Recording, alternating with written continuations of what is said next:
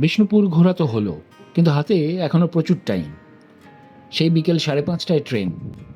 তাই ভাবলাম বিষ্ণুপুর থেকে অন্য কোথাও বেরিয়ে যাই। কোথায় গেলাম সেটা তো থাম্বনেল আর টাইটেল দেখে বুঝেই গেছেন। জার্নি শুরুর আগে আশা করি সবাই ভালো আছেন, সুস্থ আছেন। আমি দীপ, আর আপনারা দেখছেন আমার channel meals and miles with Deep. সময় তখন সকাল 10টা। ব্রেকফাস্ট করে আমি বেরিয়ে পড়লাম মুকুটমণিপুরের উদ্দেশ্যে।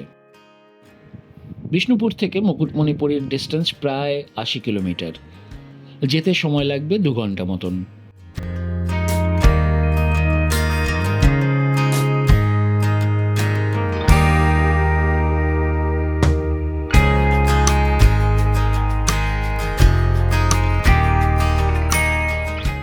এই সোজা রাস্তাটা বাঁকুড়া, আসানসোল, রানীগঞ্জের দিকে চলে যাচ্ছে, আর আমি নেব ইউটার্ন।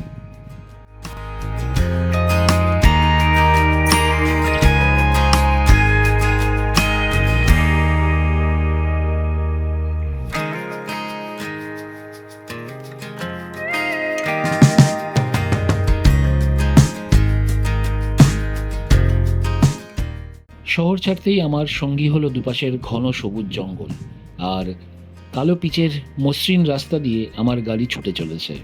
আমার কাছে বরাবরই ডেস্টিনেশনের থেকে জার্নিটা বেশি উপভোগ্য, কিন্তু আপনাদের ভালো না লাগলে স্কিপ করে যেতেই পারেন।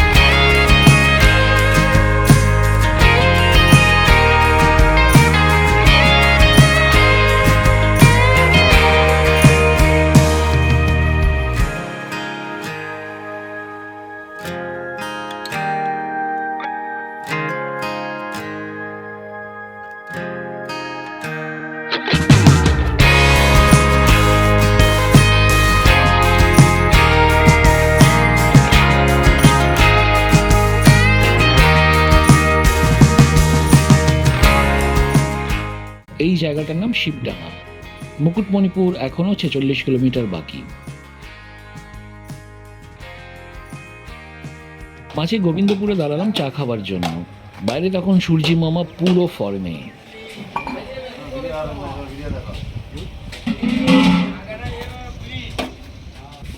জায়গাটার নাম গোবিন্দপুর। দাও দুটো চা দাও ভালো করে।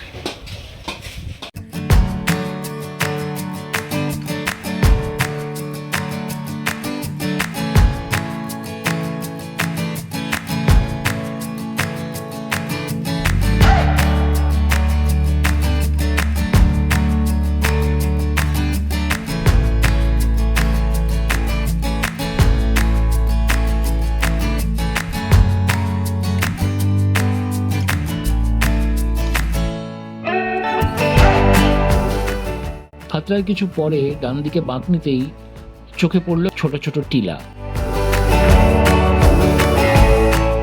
Welcome to Kangsabati dam.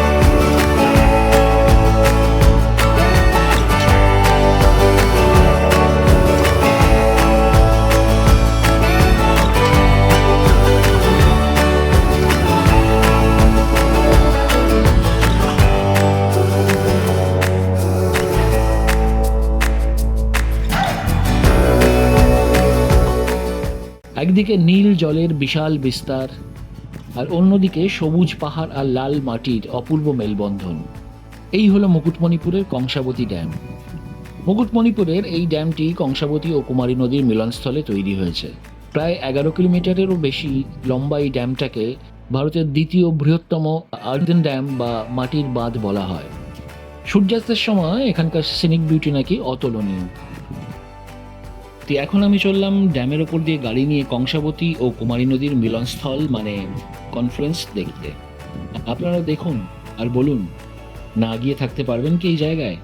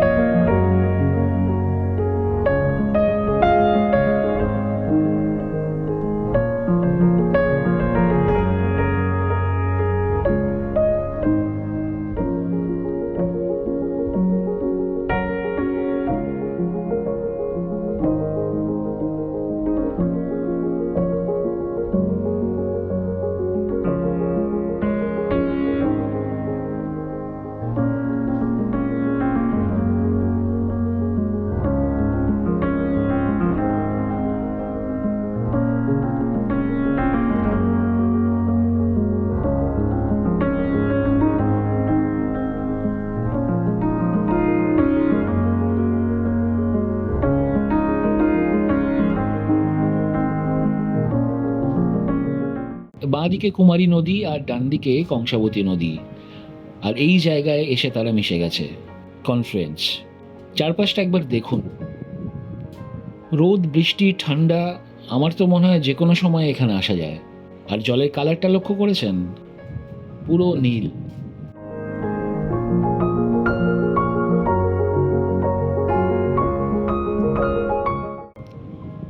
এরপর এলাম পরেশনাথ কালী মন্দির দেখতে। পাহাড়ের উপরে অবস্থিত এই মন্দির থেকে একদিকে দেখা যায় বিশাল কংসাবতী জলাধার, আর অন্যদিকে চারপাশের সবুজ প্রকৃতি।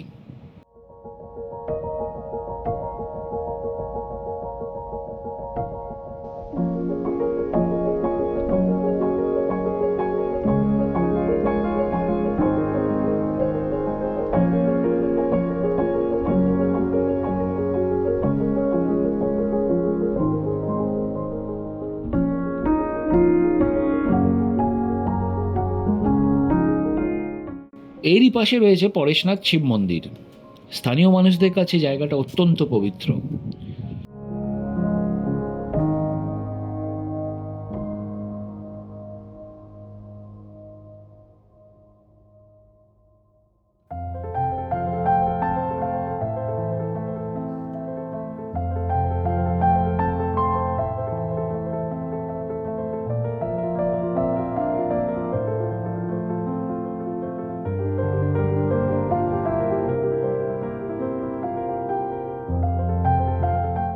সিঁড়ি দিয়ে এরকমভাবে ওপরে উঠে যেতে হবে।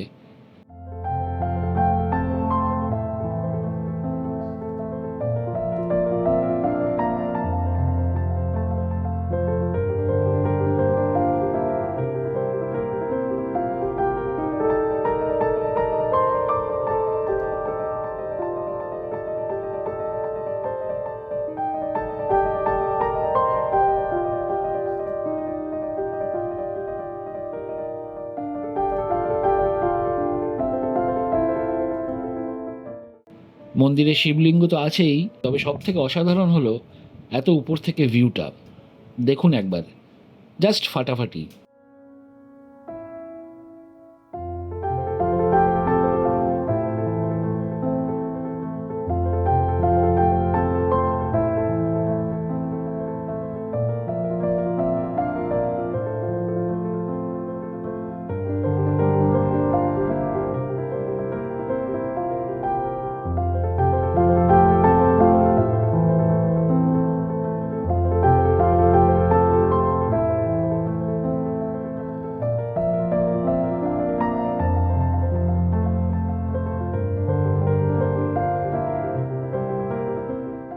দিনের শেষ গন্তব্য মুসাফিরানা ভিউ পয়েন্ট। বাঁধ থেকে খুব বেশি দূরে নয়, গাড়িতে প্রায় 15-20 মিনিটের পথ।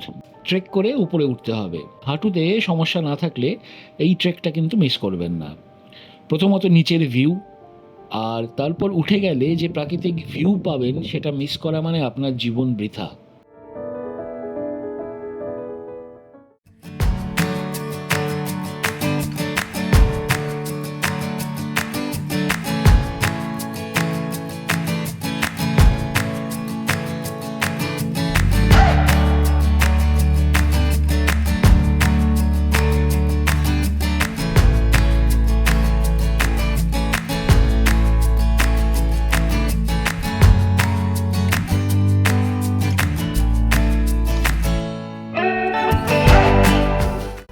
এখানে পৌঁছে যে দৃশ্যটা চোখে পড়ে সেটা সত্যিই অনন্য।